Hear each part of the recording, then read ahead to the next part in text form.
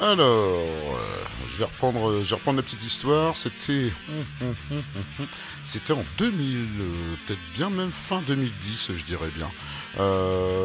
Ouais, il me semble bien, ça devait être fin 2010, début 2011, dans ces eaux-là. Il y avait un endroit à Roubaix qui était pas trop mal, qui s'appelait l'Hôtel de la Musique, qui était un endroit beaucoup squatté par beaucoup de rockers et compagnie, quoi. C'était assez rock quand même là-bas. Donc j'y étais souvent, il y avait des concerts, des potes qui organisaient des dates et tout. Et là il y avait un groupe qui avait été reçu par Fred d'ailleurs au 301 en air, un groupe de black metal, pourtant c'est étonnant, qui s'appelait Dunkelnart.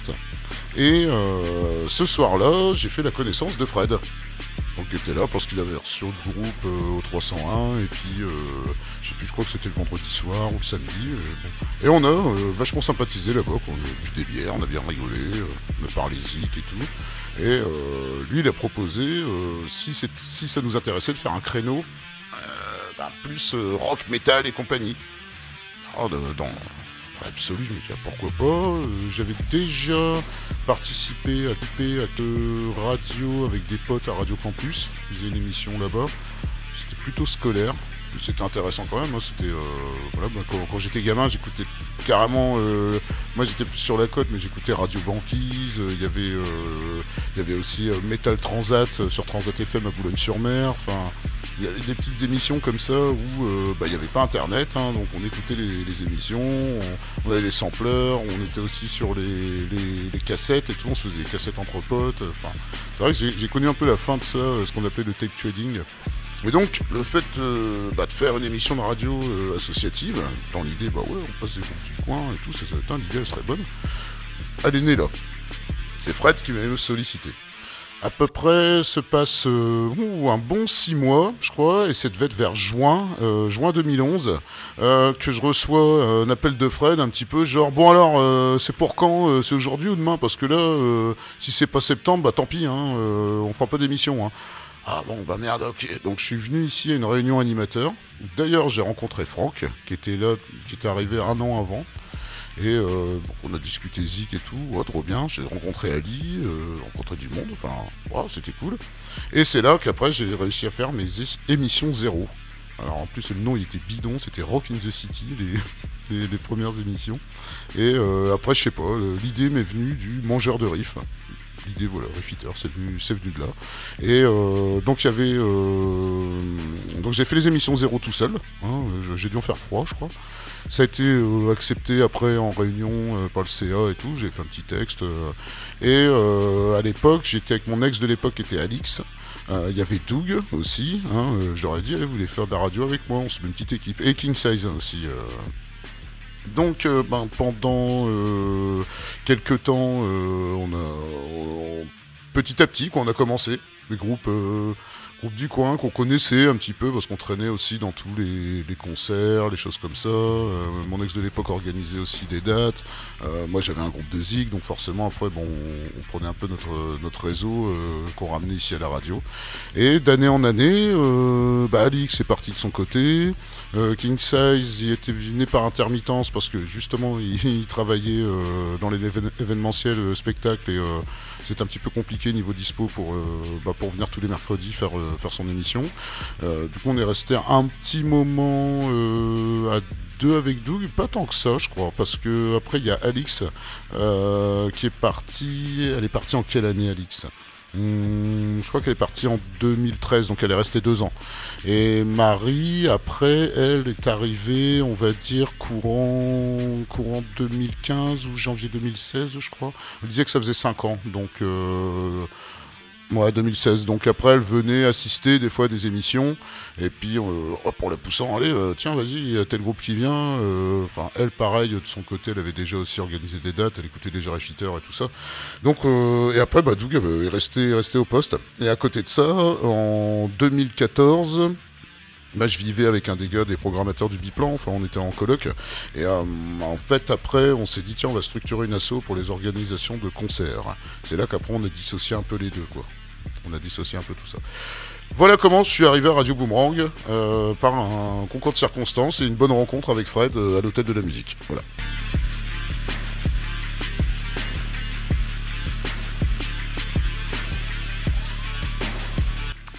Faut que je me rappelle parce que c'est nous qui avons rédigé les statuts.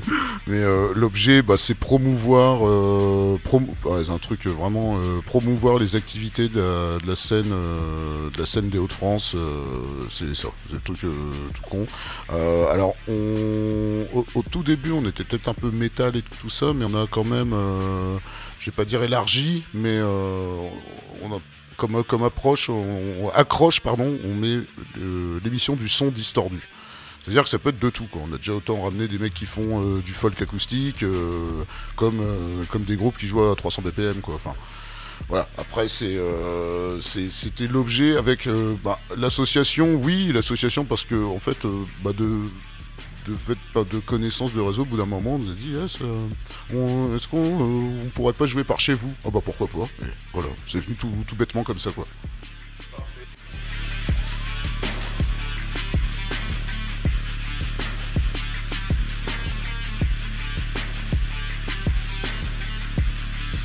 Alors, franchement, à une époque, j'étais vraiment pas partant du tout.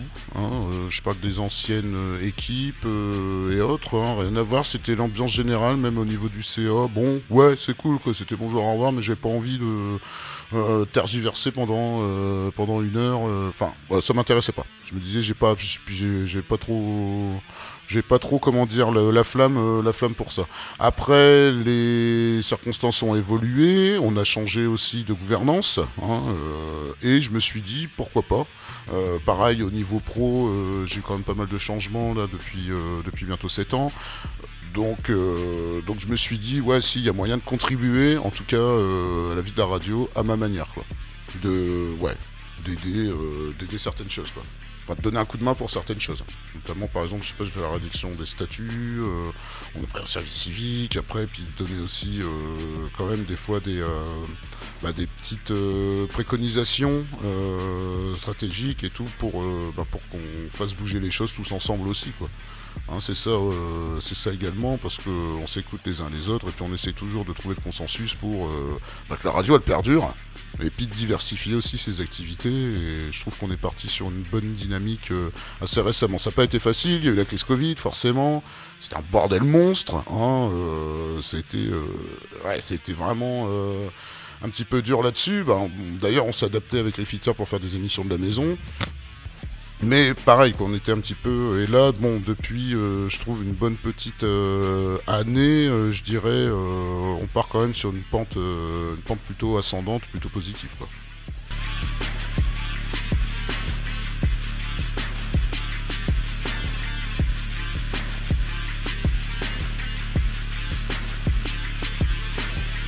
Ouais, exactement. Je veux dire, moi, j'ai été invité par rapport au boulot, par exemple, à France Bleu Nord. Tout le respect que j'ai du monde pour le métier journalistique qu'ils font, mais on sent que c'est très épuré, très neutre, en fait, quoi. C'est factuel. Enfin, je trouve que c'est pas l'approche n'est pas la même, quand même. L'approche, elle est vachement plus universitaire, scolaire. Quand j'étais à France Bleu Nord, je les voyais tous bosser, je me disais, oula, c'est ultra carré, quoi. Il n'y a pas, voilà, il y a pas le petit mot, le petit lapsus, le petit truc. Ils sont hyper préparés. Tu sens quand même la machine de guerre. Ici, oui, de toute façon, je l'ai vu même avant même d'animer. Je suis venu à une réunion. Et là, j'ai vu que c'était quand même une radio engagée sur l'associatif aussi. On est une radio associative, et puis on est quand même tourné sur tout ce qui est à souligner, à mettre en lumière toutes les bonnes initiatives et les gens remplis de bonnes intentions. Après, oui, clairement, je veux dire, assez acerbe au niveau politique.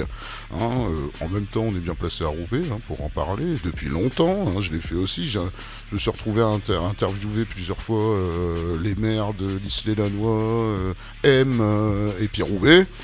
2 maires différents plusieurs fois à chaque fois. Moi j'aimais bien, c'était Fred qui se barrait pendant ce temps-là, il me laissait tout seul avec les 3. Ouais. Mais bon, bah, c'est pareil, t'es quand même obligé de policer quoi. Tu vas dire, ouais, toi t'es un gros bâtard, tu t'en es mis plein les fouilles et tout. Et puis là, t'as vu là, les gamins ils crèvent la dalle. Et puis tu dis que c'est grâce à toi si ça se passe ce genre de merde. Bah, voilà, bah, là, je le dis clairement ce que j'aurais rendu. Ce que j'aurais eu envie de claquer.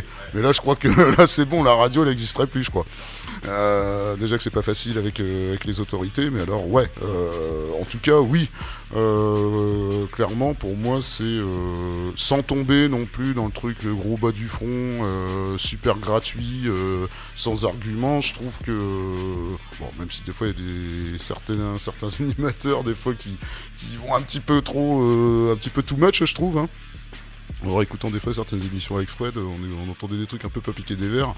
Mais ouais. Après, des fois, c'était loin, surtout par exemple avec les antifos, sur les histoires avec la citadelle et tout. Il y a quand même eu certaines personnes ici qui ont reçu des menaces, quoi. Hein, donc, comme quoi, des fois, faut Enfin, je trouve ça c'est bien. Voilà, assez qu'on soit quand même sur cette ligne directrice, un peu justement.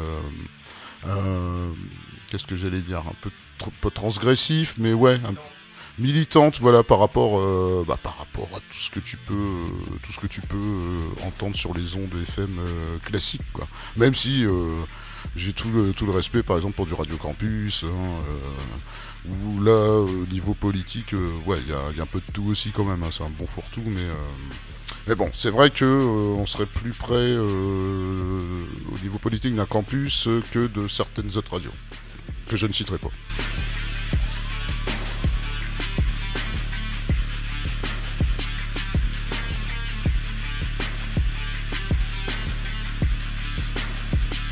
Ben, moi, ce que je souhaite, c'est que, en plus, c'est un média qui est encore vachement, mine de rien, il y a de l'intérêt pour ce média.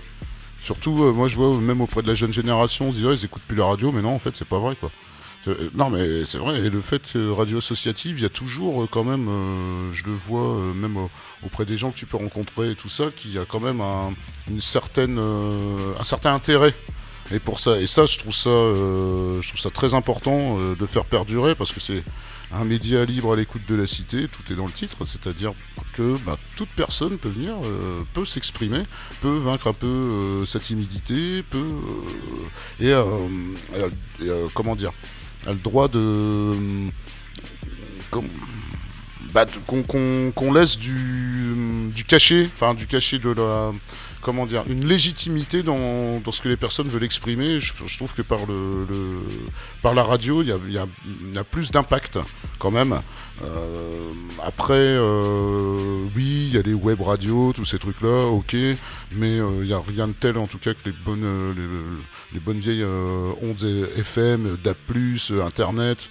Hein, les personnes, nous, on est beaucoup suivis sur le web, on l'a su, quoi. Tant mieux, hein, on a des personnes des 4 coins de la planète francophone qui nous écoutent, et tant mieux, et pourvu que ça continue. Et moi, comment je vois la radio, là déjà les 40 ans, j'ai envie qu'on sorte une belle compile, qu'on fasse des événements, parce que là en plus les événements ils reprennent, donc on est plutôt tant mieux, hein, j'ai envie de dire. On a une petite éclaircie malgré tout sur la vie culturelle en général. Hein. Et moi, ce que j'aimerais bien, c'est que il y ait des super locaux qui se fassent le double d'ici et qu'on donne plus de crédit aussi aux radios associatives pour qu'elles évitent un petit peu de se prostituer pour de la pâté pour chien. Hein, les victoires de la musique, si vous nous écoutez. Merci beaucoup, Max. Merci, Zach.